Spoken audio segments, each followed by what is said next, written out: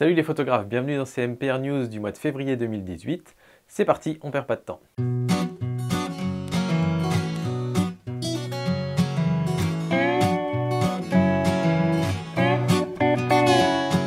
Alors, les news du monde de la photo.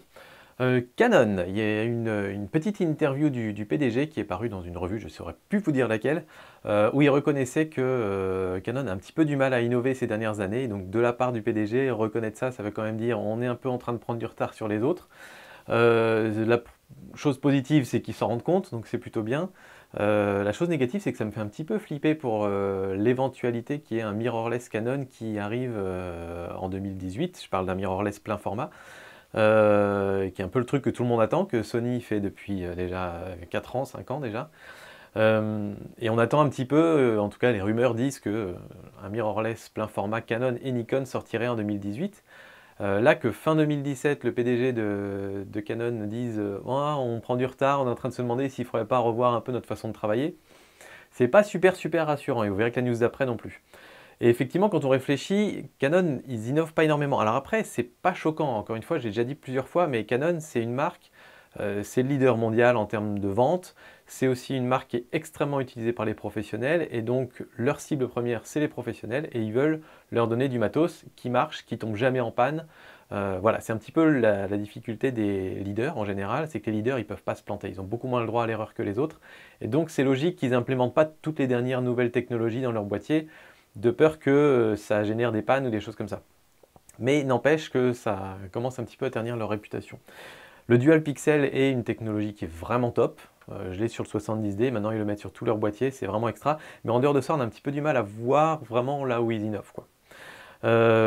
Donc voilà, pour la question du mirrorless, a priori, donc, Canon a interrogé ses ambassadeurs, ses professionnels, pour leur dire qu'est-ce que vous aimeriez avoir dans un mirrorless plein format. Et il les interroge là maintenant, en ce moment.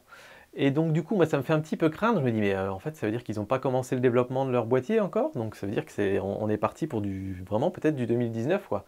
Ce qui commence à faire vraiment très tard. Donc c'est un petit peu inquiétant, je trouve. Voilà.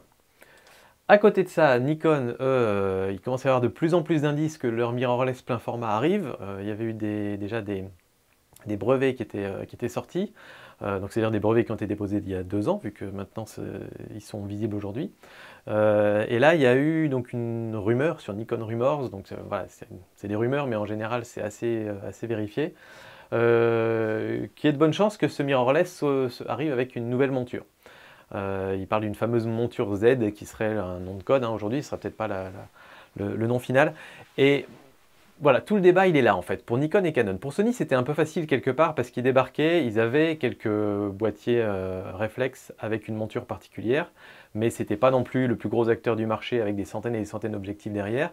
Donc du coup pour eux c'était simple, ils ont dit on passe au mirrorless, bim, on fait une nouvelle monture et c'est une monture qui est optimisée pour le mirrorless.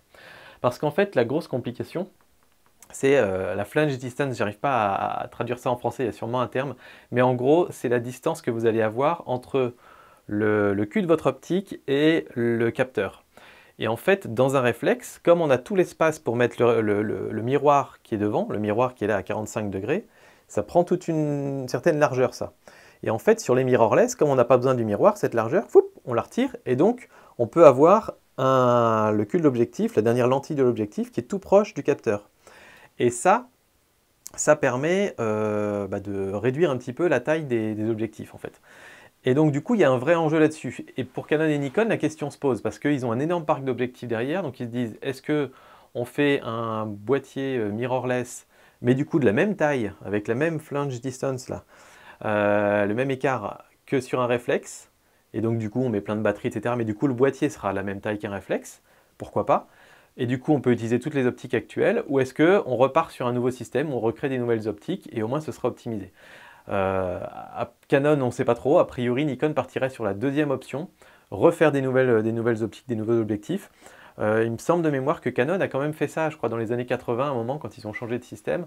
Ils ont relancé tout leur parc optique, tout le monde a râlé, et finalement, aujourd'hui, on voit toutes les optiques qu'ils ont créées. Donc voilà, c'est peut-être un mauvais moment à passer.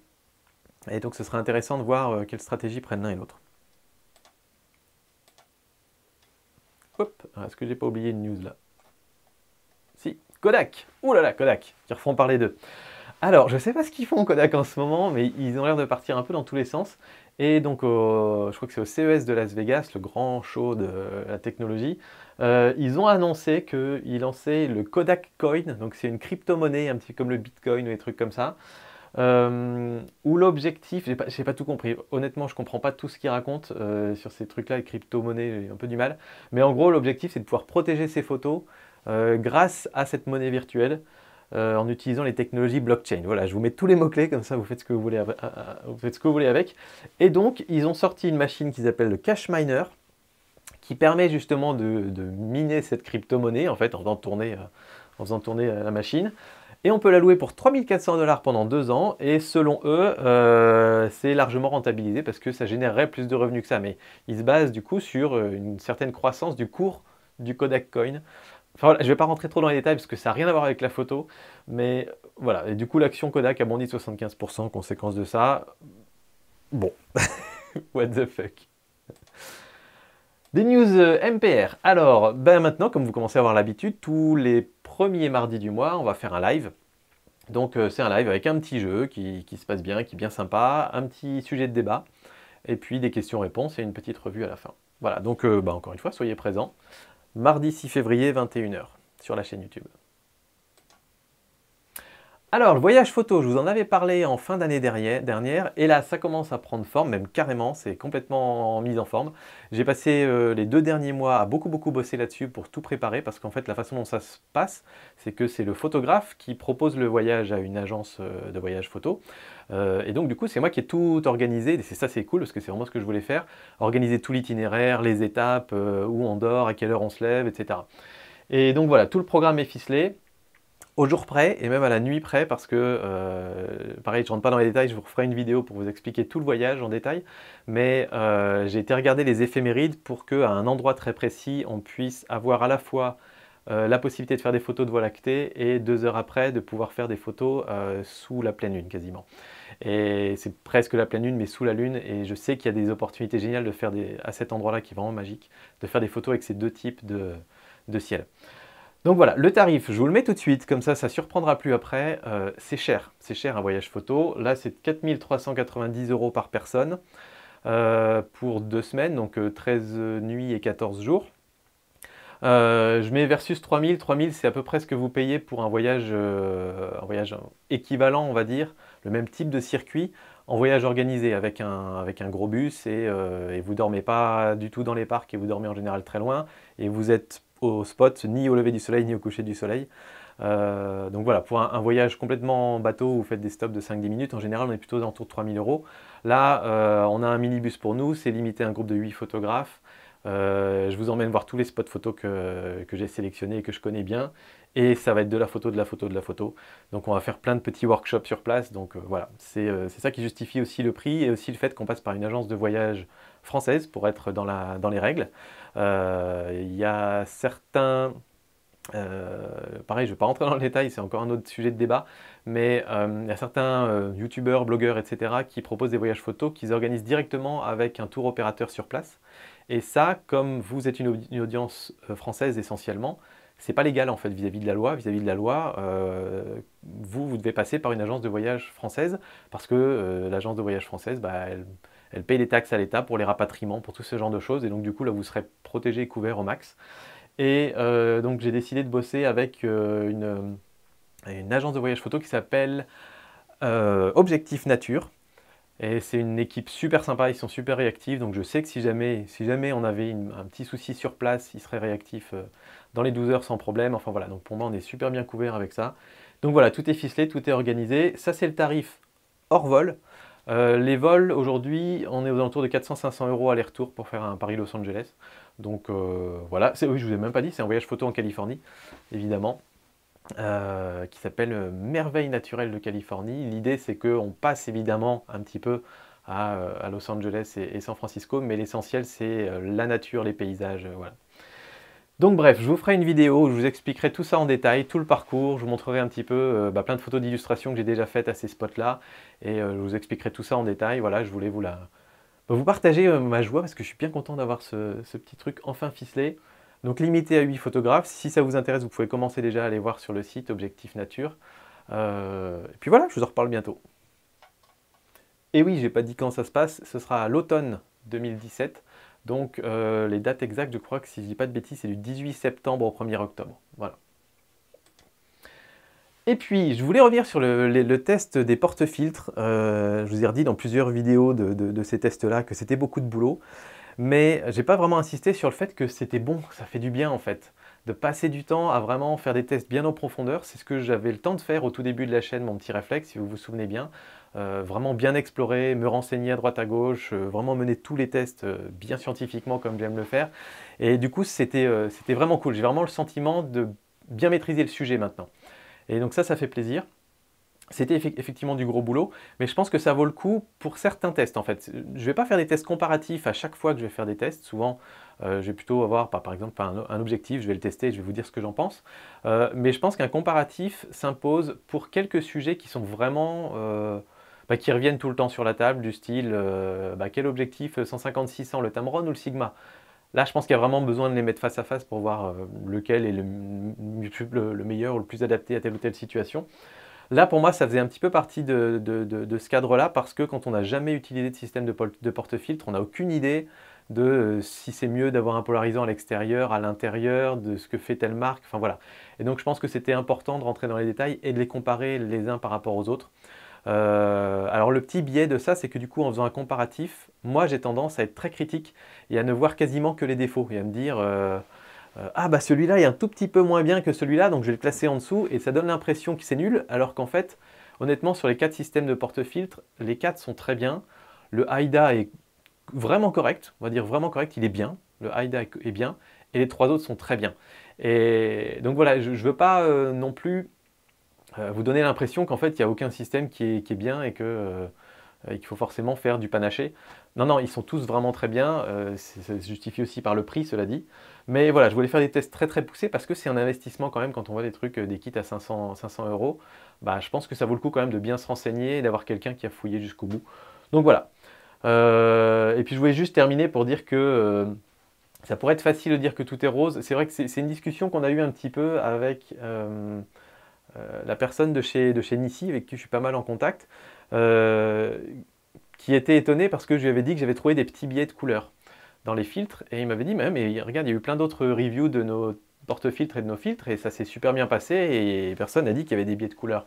Et en fait, quand j'ai été voir leurs tests, j'ai revu sur leurs photos RAW, j'ai vu qu'il y avait des tout petits biais de couleurs aussi, les mêmes que ce que j'ai vu, mais pour eux, c'était pas un problème, pour ceux qui avaient testé, parce qu'ils avaient testé que ce système-là, donc ils n'avaient pas de comparaison, et en plus de ça, c'est des photographes qui faisaient moins attention au bleu du ciel, qui est un truc qui moi m'obsède, alors que pour la plupart des photographes, c'est pas un truc super important, parce qu'ils vont faire des photos de cascades dans la forêt, ou des photos au coucher de soleil, auquel cas le bleu du ciel, bah, pas vraiment d'importance. Donc du coup voilà, tout ça pour dire que moi j'essaie d'éviter ça, j'essaie d'éviter systématiquement quand je fais des tests, vous savez c'est un peu la marque de fabrique de la chaîne, éviter de dire que waouh, ce système ou cet objectif il est extraordinaire, il est parfait, machin, ce qui serait bien plus malin de ma part si je voulais vous faire cliquer sur des liens Amazon et acheter tout de suite, mais j'aurais le sentiment un peu de vous arnaquer, et donc c'est pas le but. Donc voilà, sachez que systématiquement j'essaie de trouver des éléments négatifs, il y en a toujours au moins un petit truc, et je vais continuer à faire ça, parce que je pense que c'est la bonne chose à faire, tout simplement. Et puis, quelques news matos. Alors, Sony qui a annoncé un 18-135 pour APS-C. C'est assez rare pour le souligner, Sony sort beaucoup d'objectifs pour ses pleins formats, et c'est bien de les voir revenir un petit peu vers de l'APS-C, donc voilà, c'est plutôt pas mal. Bon, 600 $, un petit peu cher, mais faut voir si c'est qualitatif. Samyang qui a sorti un 14 mm f2.8 autofocus. Ça y est, Samyang, ils partent sur l'autofocus à fond.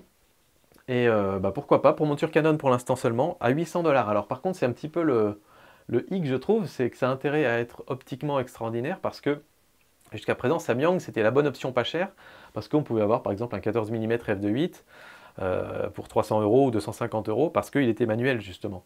Mais maintenant qu'ils sont autofocus, on a des tarifs qui correspondent un peu aux tarifs des autres marques, et donc du coup, voilà, à voir s'il est vraiment optiquement supérieur aux autres, quoi, pour rester intéressant. Nikon qui a annoncé un objectif de malade, un 180-400 f4.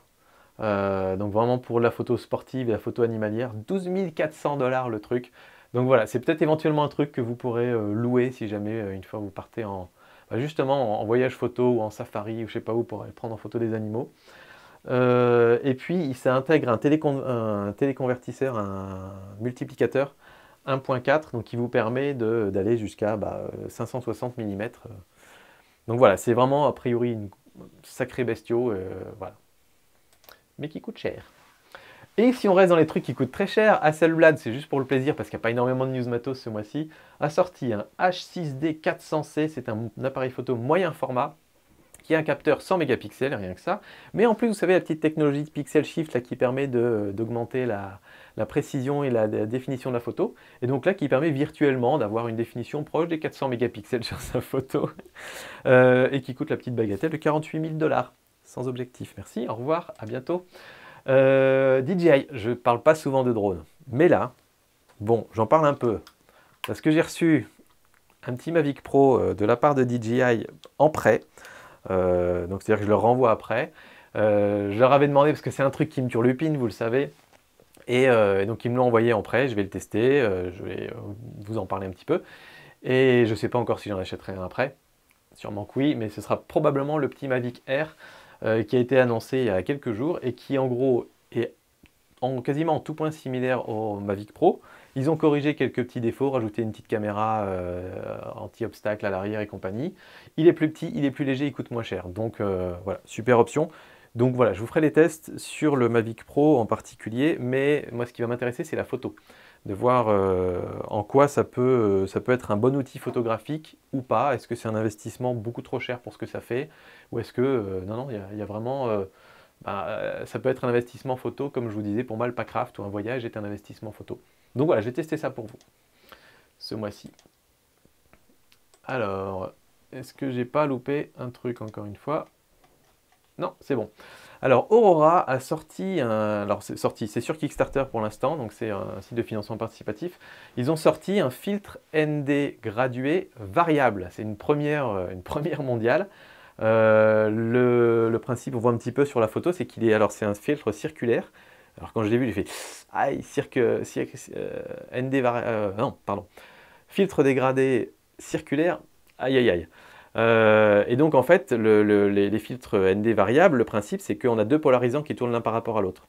Et donc je pense que tout simplement, ils ont mis un demi-vert polarisant et l'autre demi-vert transparent, et donc du coup, ça ne fait que de changer la densité neutre sur le haut du truc.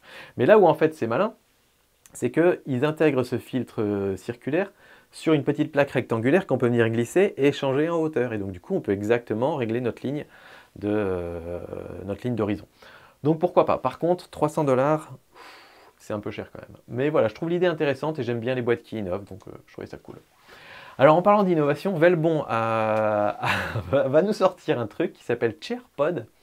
Chairpod. C'est en fait un trépied chaise. Et donc comme vous pouvez le voir, ou tabouret. Donc ça peut être pas mal quand même pour des personnes qui ne peuvent pas forcément rester debout pendant des heures derrière leur trépied. Mais le petit inconvénient, c'est qu'on est obligé d'être assis, sinon l'appareil photo, il se casse la binette. Donc voilà, je trouve ça un peu rigolo, un petit peu ridicule quand on le voit comme ça, mais en fait je pense que pour certaines personnes pour qui c'est difficile de tenir debout, ça peut être une bonne idée. Donc voilà, marrant.